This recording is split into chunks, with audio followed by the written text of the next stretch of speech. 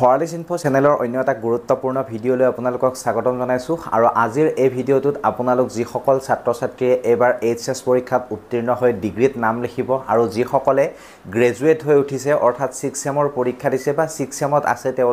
তেওঁলোকৰ বাবে আছে এটা অত্যন্ত গুৰুত্বপূৰ্ণ ইনফৰমেশ্যন আৰু যিসকলে পিজিত নাম লিখিছে পিজিত তেওঁলোকে এবাৰ ষ্টাডি কৰি আছে সেই ষ্টাডি কৰি থকা সকলৰ বাবেও আছে এটা অত্যন্ত আৱশ্যকীয় গুৰুত্বপূৰ্ণ ইনফৰমেশ্যন গতিকে ভিডিঅ'টো সম্পূৰ্ণ ইনফৰমেটিভ স্কলাৰশ্বিপৰ ওপৰত হৈ আছে এই ভিডিঅ'টো প্ৰায় 1 লাখ টকালৈকে লাভ কৰিব আৰু যিসকলে মেট্ৰিকত তেওঁলোকৰ পাৰ্চেন্টেজ 50% 55% বা ফাৰ্ষ্ট ডিভিজন পোৱা নাছিলে বা ল্যাপটপ তেওঁলোকে লাভ কৰা নাছিলে তেওঁলোকৰ বাবে এই ভিডিঅ'টো অত্যন্ত আৱশ্যকীয় এতিয়া কাৰণ এই স্কলাৰশ্বিপটোৰ জৰিয়তে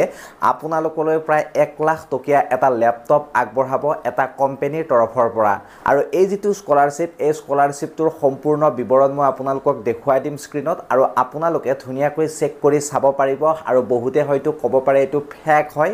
আৰু আপোনালোকে যদি ইউটিউবত বা ইন্টাৰনেটত সাৰ্চ কৰে এই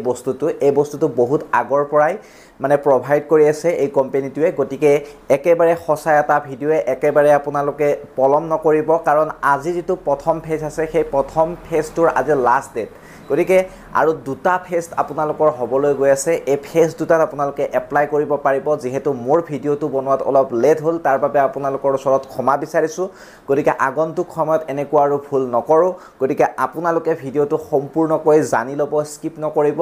মই স্ক্ৰীনত আপোনালোকক দেখুৱাই দিবলৈ চেষ্টা কৰিছো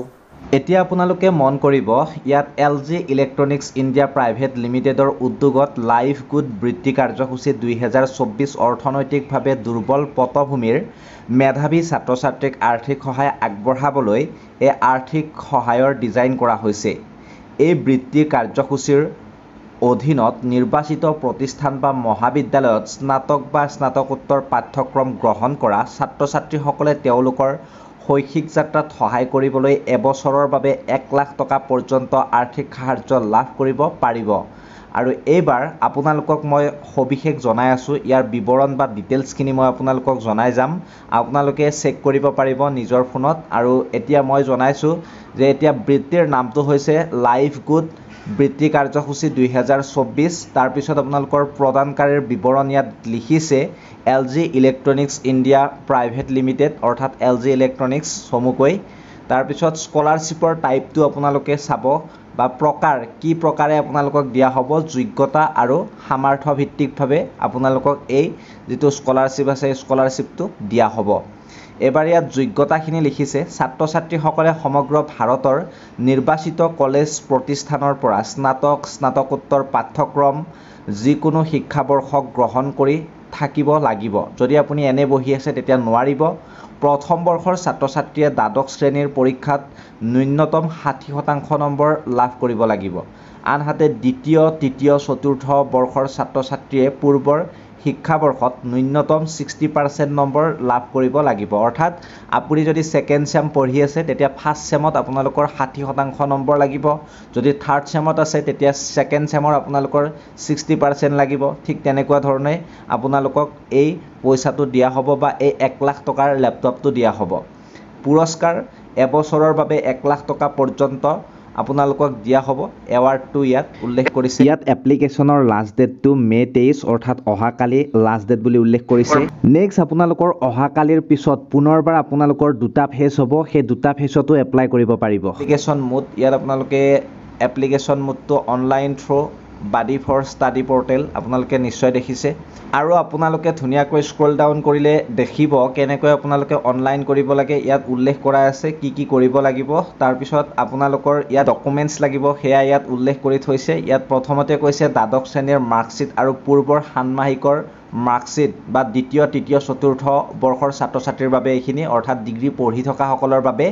তাৰ পিছত কৈছে চৰকাৰে প্ৰদান কৰা ঠিকনাৰ প্ৰমাণপত্ৰ যেনে আধাৰ কাৰ্ড লাগিব এইটো ম্যান্ডেটৰি হয়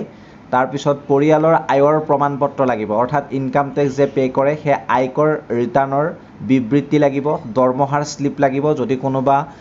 আপোনালোকৰ দেউতা বা মায়ে চাকৰি কৰে হেয়া দৰমহাৰ স্লিপ লাগিব প্ৰমাণপত্ৰ 16 যদি দৰমহা পোৱা যায় তাৰ পিছত BPL বা ৰেশন কাৰ্ড যদি আছে হেয়া লাগিব BPL বা ৰেশন কাৰ্ড নেক্সট আপোনালোকৰ তহসিলদাৰ BDPৰ স্বাক্ষৰিত আয়ৰ প্ৰমাণপত্ৰ অৰ্থাৎ এইটো গ্ৰামাঞ্চলৰ লোকসকলৰ বাবে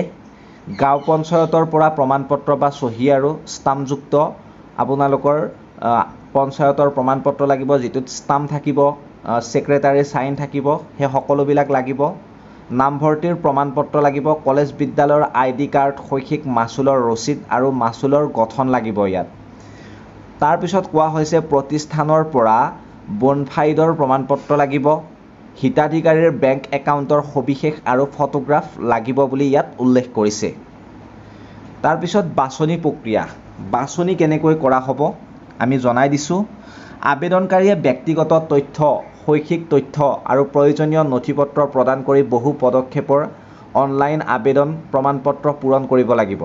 তাৰ পিছত তেওঁলোকৰ অৰ্হতাৰ মূল্যায়ন যোগ্যতাৰ মাপকাঠিৰ ওপৰত ভিত্তি কৰি ৰুলিং ভিত্তিত কৰা হয় য'ত শৈক্ষিক প্ৰদৰ্শন আৰু পৰিয়ালৰ আয় অন্তৰ্ভুক্ত কৰা হয় নেক্সট 3 নম্বৰত কোৱা হৈছে শৰ্টলিষ্ট কৰা প্ৰাৰ্থীসকলে বিবৃতিৰ বাবে তেওঁলোকৰ উপযুক্ততা অধিক মূল্যায়ন কৰিবলৈ টেলিফোনিক সাক্ষাৎকাৰ গ্ৰহণ কৰিব অৰ্থাৎ ভিডিঅ' কল কৰিব পাৰে তাৰ পিছত পণ্ডিতসকলে নিৰ্বাচনৰ সময়ত অনবোৰ্ডিং প্ৰক্ৰিয়াৰ মাজেৰে পাৰ হয় বা অনবোৰ্ডিং প্ৰক্ৰিয়াৰ মাজেৰে পাৰ কৰা হয় য'ত তেওঁলোকৰ যোগ্যতা নিশ্চিত কৰিবলৈ নথিপত্ৰ পৰীক্ষণ অন্তৰ্ভুক্ত কৰা হয় শেষত নিৰ্বাচিত পণ্ডিতসকলক তেওঁলোকৰ শৈক্ষিক সাধনত সহায় কৰিবলৈ ধন প্ৰদান কৰা হয় গতিকে আপোনালোকে নিশ্চয় বুজিলে কেনে ধৰণে কি কৰা হ'ব কেনেকৈ এপ্লিকেশন কৰিব সেয়াও ইয়াত উল্লেখ আছে যদি আপোনালোকে বুজি পোৱা নাই এপ্লিকেশন কেনেকৈ কৰিব লাগে তাৰ ওপৰত যদি ভিডিঅ' লাগে আপোনালোকে মোক ধুনীয়াকৈ ইনষ্টাগ্ৰাম বা ফেচবুকত ফলো কৰি মোক মেছেজ কৰিব আৰু মই নিশ্চয় আপোনালোকৰ ৰিকুৱেষ্ট ৰাখিবলৈ চেষ্টা কৰিম আৰু এই 1 লাখ টকাৰ যেটো ল্যাপটপ সেই ল্যাপটপটো লাভ কৰিবৰ বাবে এইটো কাম তোমালোকে কৰিবা বুলি আশা থাকিলে নিশ্চয় আপোনালোকে ভিডিঅ'টো চাই ভাল পালে যদি ভিডিঅ'টো চাই ভাল পালে ভিডিঅ'টো আপোনালোকে শেয়াৰ কৰি দিব আৰু আমাৰ যেটো হোৱাটসঅ্যাপ গ্ৰুপ আছে হোৱাটসঅ্যাপ গ্ৰুপটোৰ অকন প্ৰবলেম হৈ আছে সেইভাবে আপোনালোকে মোক ইনষ্টাগ্ৰাম বা ফেচবুক পেজত ডাইৰেক্টলি কন্টেক্ট কৰিব পাৰিব গতিকে চিন্তাৰ কোনো প্ৰয়োজন নাই ফেচবুক পেজ বা ইনষ্টাগ্ৰামত আপোনালোকে মেছেজ কৰক আৰু যদি আপোনালোকৰ কিবা সুধিব লগা থাকে জিটি কথা নুসুধিব গতিকে আপোনালোকৰ মাজৰ পৰা মই মিঠুৱে বিদায় মাগিছো অন্য এটা ভিডিঅ'ত লগ পোৱাৰ প্ৰতিশ্ৰুতিৰে ধন্যবাদ জয় অসম